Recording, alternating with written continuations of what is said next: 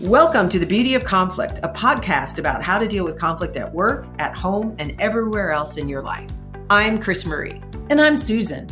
We run a company called Thrive, and we specialize in conflict resolution, communication, and building strong, thriving teams and relationships.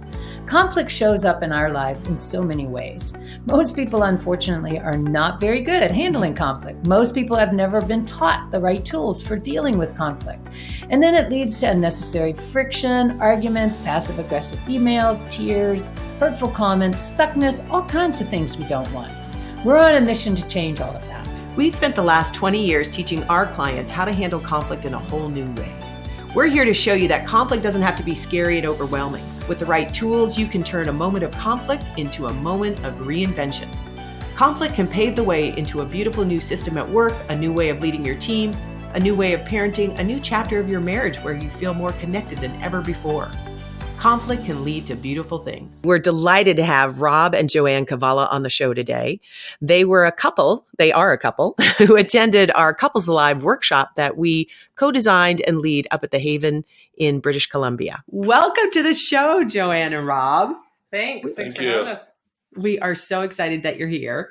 And just for our listening audience, you two are in relationship, but there would also be, it'd also be great. Still, fingers crossed that it's still happening. Why don't you first tell us a little bit about you individually, like what you do, your backgrounds, and then about your relationship, like where you live, how long you've been together, do you own a home together, pets, kids, things like that. A bit of my history is I was 34 years in the military. I left there, and ever since then, I've been running a neurofeedback institute. I was married 3 times before. Mm-hmm. I try and say I've only married twice before, but it is actually 3 times before. And at the time when I was looking for somebody, I realized that I wanted a partner in life. I wanted somebody that was my equal and that didn't need me. I was looking for somebody who didn't need somebody, but wanted to be in a relationship. And that's what I definitely found. Good. And for me, I had been married twice before. I was sort of single parent and co-parented with my kids' 2 boys' dad, but had been sort of single parent from when they were quite young. I'd had another marriage that had ended quite badly. So I was kind of in a state of not sure about relationships when I met Rob, but really liked who he was. And also was looking for someone. I had a history of sort of, running over my relationships, being in charge and not necessarily, I would sort of cut and run at the end of them and rather than work through problems. So I also knew that I didn't want to go through another relationship with someone who, where I was the boss and I was in charge, and I wanted more of an equal type relationship. That's neat. I mean, I guess, Rob, you did pull in somebody that you weren't going to have to take care of. You actually, the other way, she might take too much charge. I think both our favorite sayings is, "You're not the boss of me." Yeah, that's probably the that mattered most in the early stages of our relationship. How long have you two been together? 12 years. Yeah. Wow, good. You even gave the same answer at the same time. Sometimes that doesn't happen. He has a tattoo on his arm. Yeah. So I don't forget. Yes. And you both, so Jo-Ann, you have kids from your previous marriage. Yeah. And Rob, you do as well? Well, that's the shocking thing is we both have 2 boys, and not only that, but each of us have a boy named Matthew James. Oh, how funny. Oh, wow. I had no idea. I didn't know that. When we started living amazing. together, we had, I think, 4 teenagers between ages of 13. Mine just finished. Mine were like 20 and 22, and yours were just stepping in. So I got to do 2 teenage years with 4 boys. So yay me. Wow. That's a lot of testosterone in the house. Even our male dogs. That's right. You have 2 dogs in addition. They're still there, huh? So she's ran a male-dominated testosterone household for quite a while. Wait, did I just say she run it? She's ran it? Yeah. Now, when you first met, what was something that really attracted you to each other? Like, was it, Rob's eyes or Jo-Ann's sense of humor or kindness or something completely different? Well, we met at hot yoga, and yeah, so we she- actually met. We met Hot at a yoga yoga. class where we hadn't talked quite a lot, so we mostly saw each other half naked Yeah, across a room. not wearing much clothes. We both had very different stories about each other. Yeah. My story of him was he was this sort of, Zen kind of mellow guy, and And my story was that she was a Martha Stewart that I wanted to corrupt. Martha Stewart. Yeah. I love it. I love how you actually recognize what you were projecting out onto each other. And how long did you believe those stories about each other? Or did you decide to check it out? I think we learned pretty happened? quickly that neither of us, we were intrigued with each other, but neither of us were the person that we sort of had imagined the other was. And we talked a little bit to each other for over a year, but we were both in relationships. And so it was just a, conversation for about 5 or 10 minutes before class. And then one day I noticed she's the only person in yoga who walked in there with rings and watch on, and she put this little pile in front of her, rings and watch. And one day I noticed that the watch came off and there was no rings. So I, chatted to her. I said, I noticed that. And it turned out, again, something odd that both our respective spouses left our individual homes at the same months before. So Oh yeah. my goodness! So I can't believe we that. chatted and yeah, we ended up attempting dating, but we were both busy, and then I was heading off to a program for a couple of months. And, well, we actually did date three times. yeah, okay, well, We actually kissed. I was still dating other people though. Yeah. We actually kissed, and then she left for a month, long course. Yeah, which was excellent because it turned out It must. it was a course called Phase 3 at the Haven, and because of being away, we had to get acquainted the old-fashioned way of talking and phoning and no physical contact. So, until she had a little Wow. 1-day break, and then we were like school children on a bench in a park.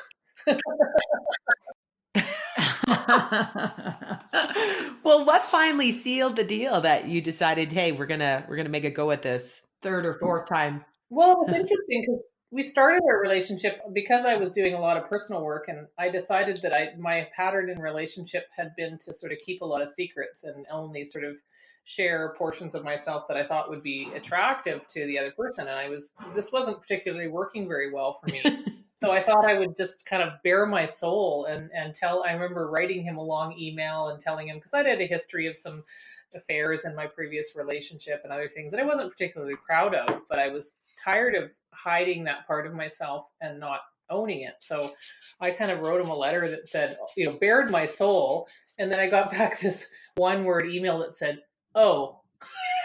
Oh my gosh, really? That's all you said, Rob? But mistake. What happened is I was about to write this long email back, and when I pressed press send instead of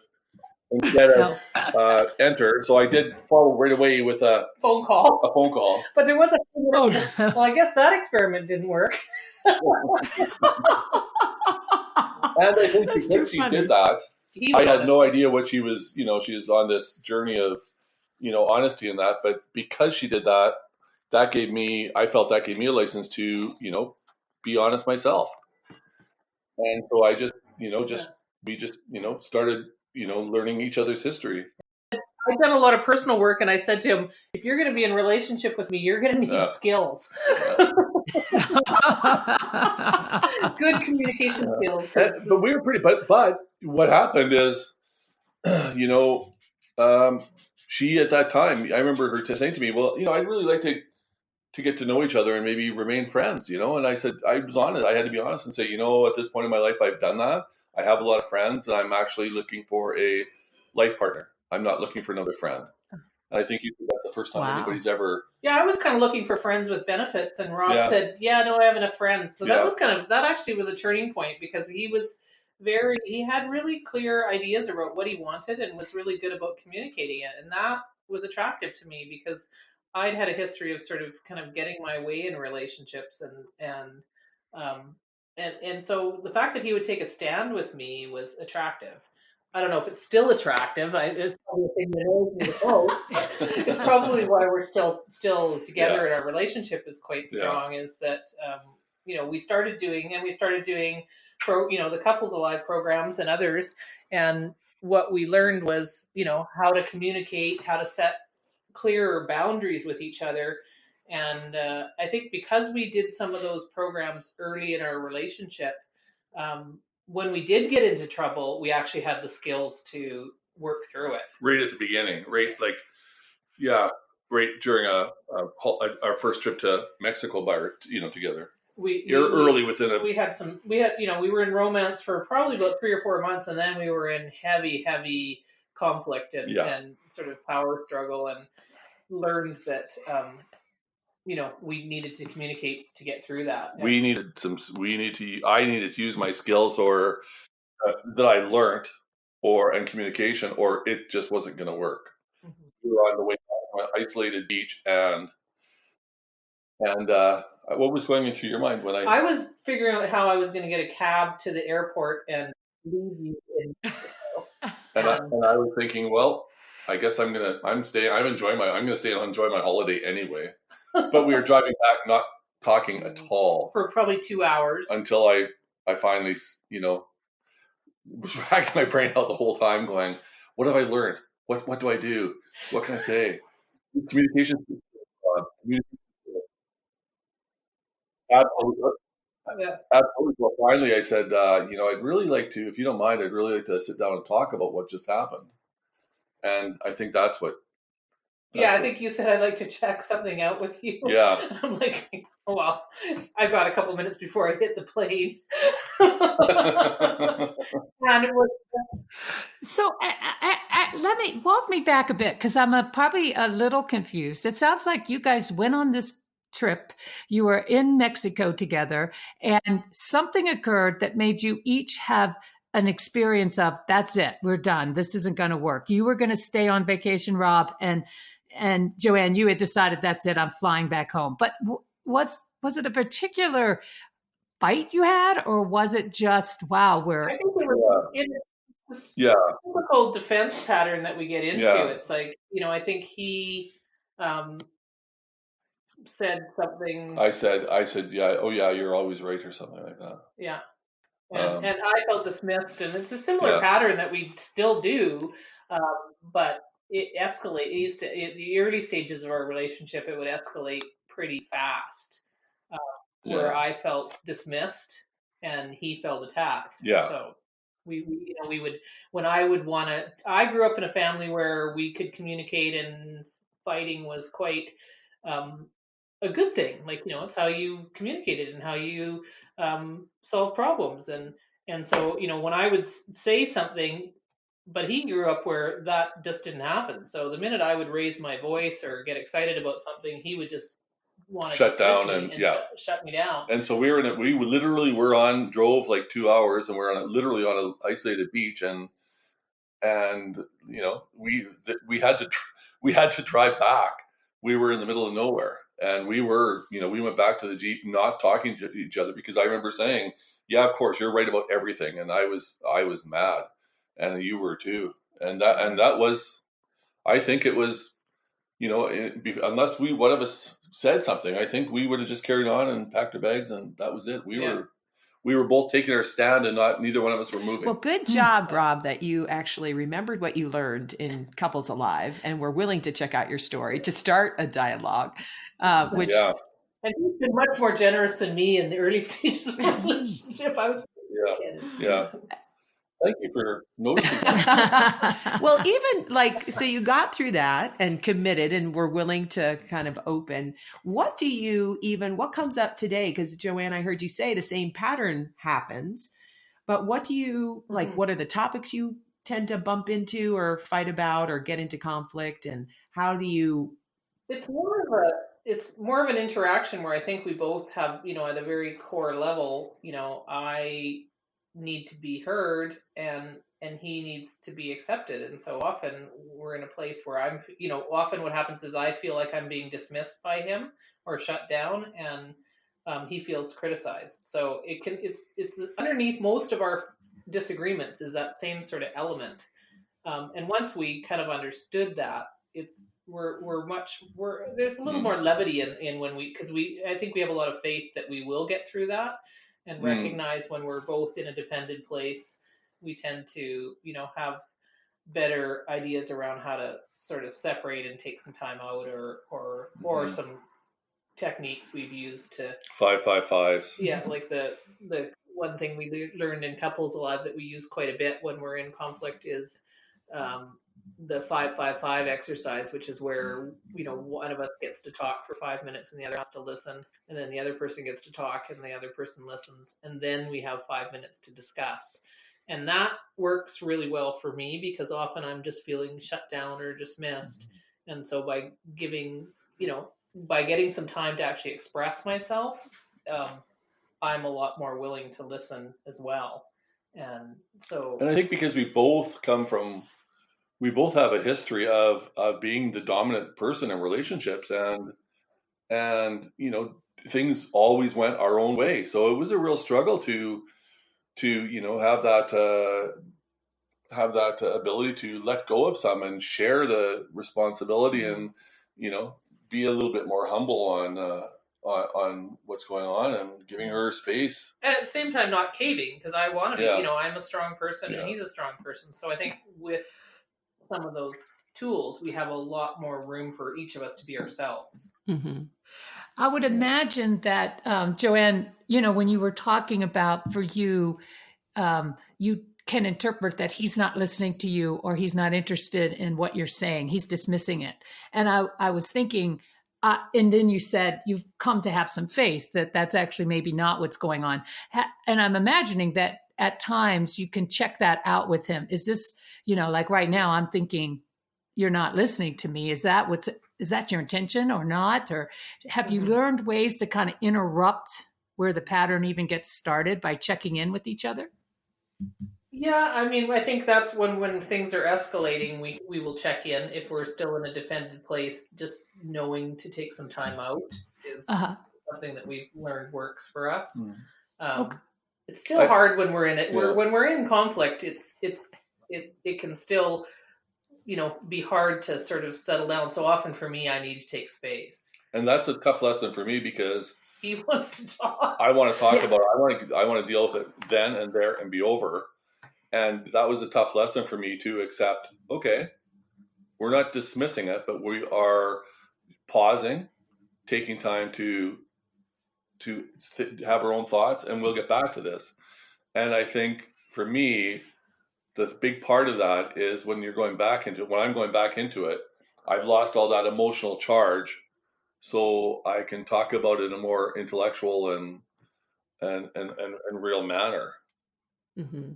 That's not uncommon for couples when there's an eruption, that one wants space and the other is like, no, we need to talk about it right now. And it's like Pac-Man, people chasing each other around the house, trying to get this discussion happening. And have you, like, Jo-Ann, when you need space, do you set a time limit or let Rob know when you're going to come back, or is it just open-ended? And how do you manage that difference? I think sometimes I do, and I think sometimes he will give me space, and then it tends to be individual. We'll negotiate it depending on the level of because we've been together a while now, we also kind of know the timing of what time we need to calm down. And I think I'll check out with her. I'll give her time, and then I sort of get a feeling, and I'll go and check out with her. Can we talk about this now? And sometimes I'll say no, not yet. Yeah, not yet. And other times we do. Yeah. And I think by the time I do that, I've lost the charge of it. And then I'm really digging into, during that space, I'm thinking about what was my part in it? What was I doing? What was my agenda? And then I can go back to it. And I can realize if I, was, my stance, my regular stance is no from the start. So I can really think about it and see where I was coming from, and if I'm being true to myself and sharing and caring for her at the same time. I really like, Rob, that both of you recognizing, because when we feel threatened, our physiological response can be quite loud, like our heart heartbeat accelerates, our vision narrows, and our body's filling with cortisol and the stress hormone. And it's good that you know what helps each of you settle down. And Rob, I love that you're considering like what was my part in creating the situation? Because we find a lot of times when we're upset as human beings, we tend to think it's all their fault. If only you would change, I would be better. I'd be okay. And so we tend to miss, how am I actually participating in creating this experience? And so looking at your own agenda, and I imagine you might reveal that when you come back in dialogue. Yeah. Exactly. Mm-hmm. I think that one of the hardest parts for me too is because I grew up in a culture of yelling and screaming, and I immediately become defensive, and that's where I'll get defensive right away, and quit. Even if she's not yelling, to me it's yelling. To standing up, if she's standing up for herself, I'll take it as yelling. She go, I'm not even raising my voice, but I am. So I know I have to, hey, passive aggressive is the easiest thing to do. That was my stance before. It's just, I just walk away and I'd never come back. And I realized that was not working for me. Mm-hmm. So I knew I had to find a different way than doing that. It's not, being in this relationship isn't the easiest relationship, but it's definitely the most rewarding I've ever had. Mm-hmm. And my style tended to be very direct, but I tended to be with people who were quite passive. So, direct worked. I got my way a lot of the time, but I didn't really feel completely seen or known by my partners. Whereas with Rob, there are times where he's like, no, that doesn't work for me. And so, when we were first in relationship, that was like, I both liked it, but I didn't like it. I still like it, not like it. Yeah. I'm not liking it, but I like how we are in relationship in that he shows up fully, and I don't feel like I'm in charge all the time. Mm-hmm. Well, it sounds like you have a commitment to each show up fully and hang in, even though you might have to take breaks to feel seen and heard, but then come up with a path through that where it meets both of what you're needing. Tell me more about that, or tell us about that. Well, I think for me, it's because knowing Jo-Ann's, how she feels is being attacked or being dismissed, is I have to make sure she understands, or I let her know that I do hear her, and I do hear what she was saying. And that's a huge part for her, is to make sure that she knows that I heard her. And I'm aware. I imagine you might use reflective listening. Exactly. Tell me if I'm wrong, Rob. And exactly, give back, tell her, I heard what you said, and what you told me is this. And I know over the time that that's what she needs, is to know she's heard. And I think when I'm in a defensive mode, I don't necessarily show that. I don't necessarily, I'm just fighting back. So I don't necessarily let her know that I hear her, or even. And when he's defended and feeling attacked, I also learned that, I need to let him know that I actually care and I'm not going anywhere. Yeah. That's, yeah. He's afraid that I'm leaving, so it's, that I might be taking a break, but I'm, I think now when we've had big fights, it's like, I'm in this relationship, I'm not going anywhere, and I'm not really happy with your behavior, or I don't like what's going on, but, like, I'm willing to sit down and work through it.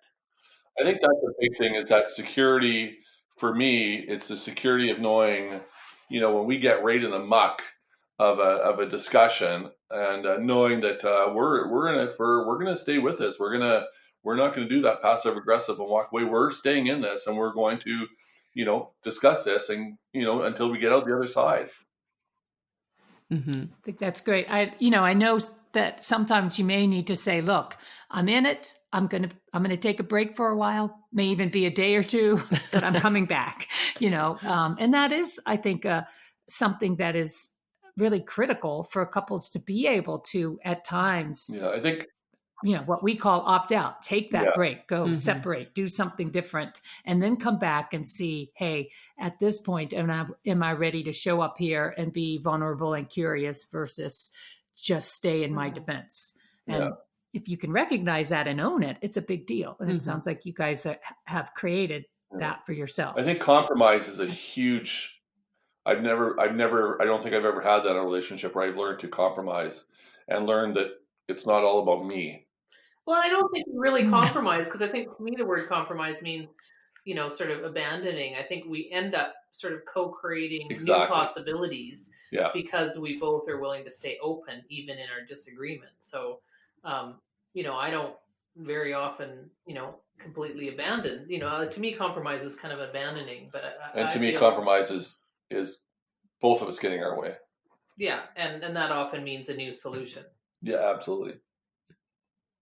Yeah, we would tend to agree with the creation of a new solution. Yeah.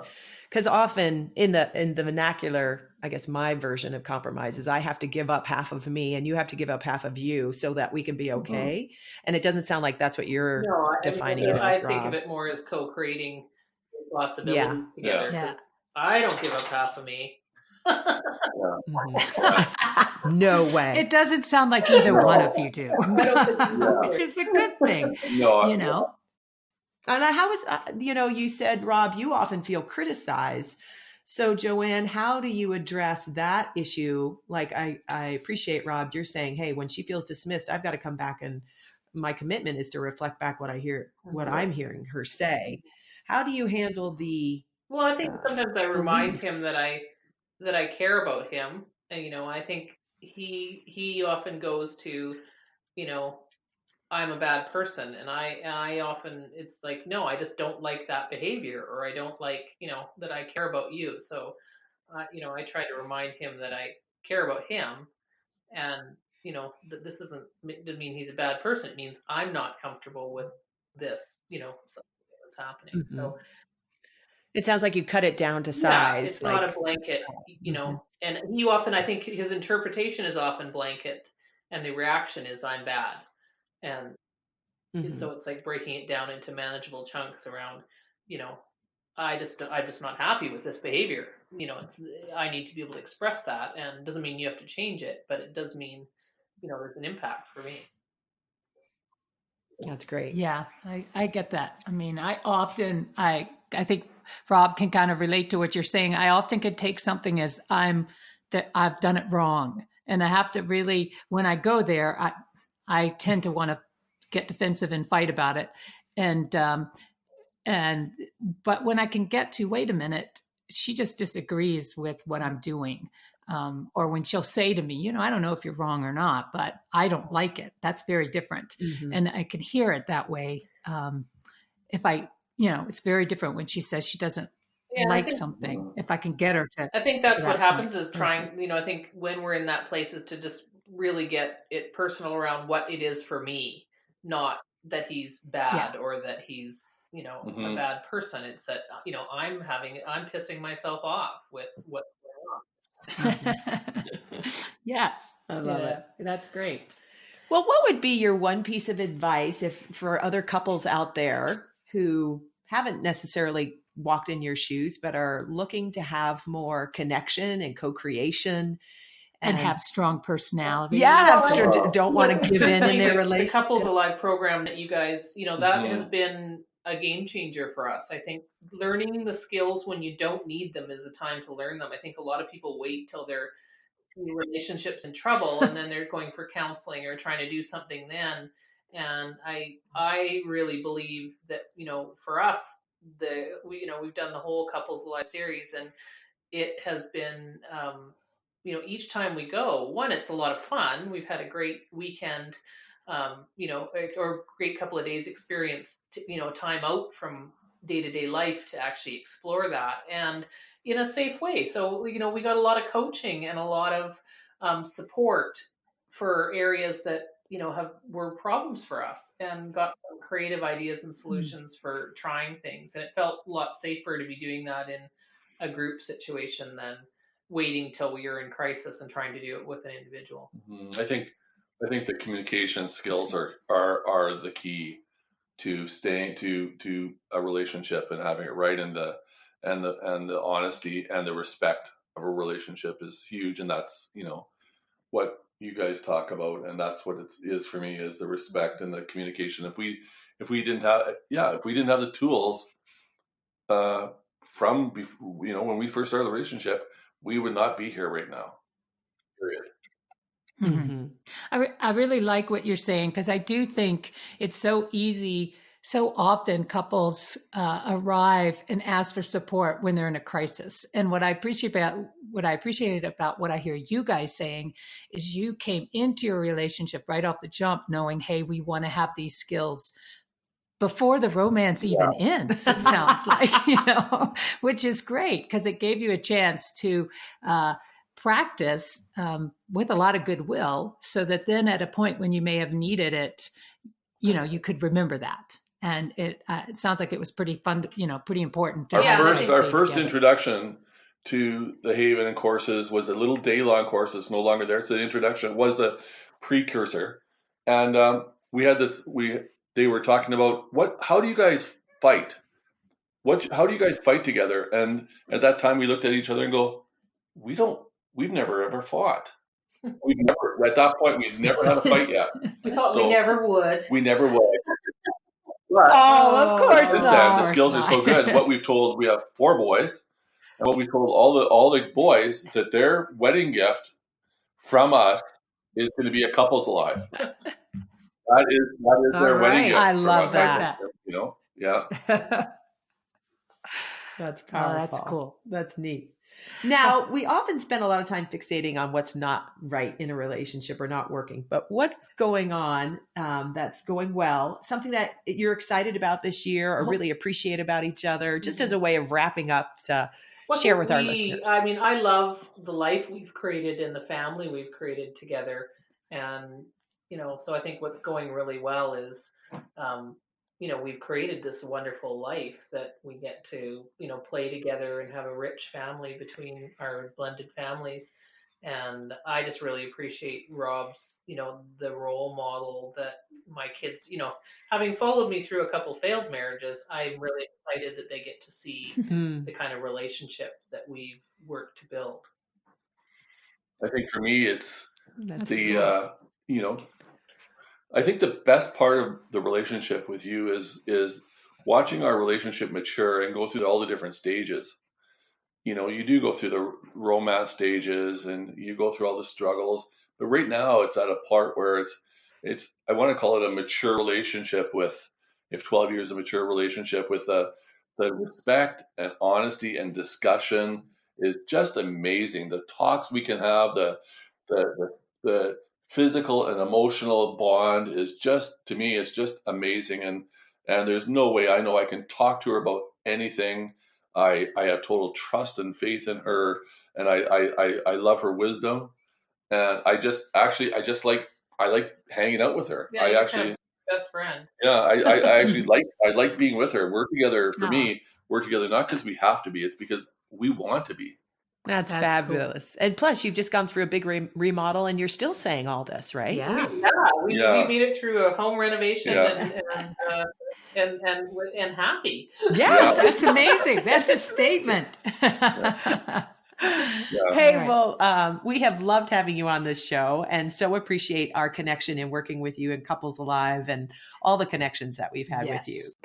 We hope you enjoyed that interview with Jo-Ann and Rob Kevala. That's just a taster for our podcast, which will be released in the middle of June. And if you're interested in Couples Alive that they talked about, Susan and I happen to be leading one the end of June 23rd through the 27th. And it's a delightful way to build more intimacy and passion and aliveness in your couple. And if you are not per se interested in the Couples Alive at this time, but you happen to be a couple who has a unique way of dealing with conflict and are willing to be interviewed, we'd love to hear from you and we'd love to interview you for our podcast, for our show. So reach out if you'd like to. Okay, take care. Well, thank you for listening to the Beauty of Conflict podcast. If you're dealing with a difficult situation in your life or work, remember, every conflict is a chance for you to be vulnerable and curious and find creative solutions that you hadn't considered before and make your situation even better. Beautiful breakthroughs can be born out of conflict. We've seen this happen thousands of times over the last 20 years, and we know this is possible for everyone, including you. We're grateful you listened to this show, and we're rooting for you. And if you enjoyed this show, please tell a few friends and/or post a 5-star review on iTunes. Your review helps new listeners discover this show. More people listening to this show means less friction and arguing and suffering out in the world, so that's a great thing for everyone. Also, visit our website, thriveinc.com. That's THRIVEINC.com to read our articles, join our newsletter, buy our books, and learn more about the services that we offer. Thanks again for listening. We hope you have a peaceful, productive, and beautiful day.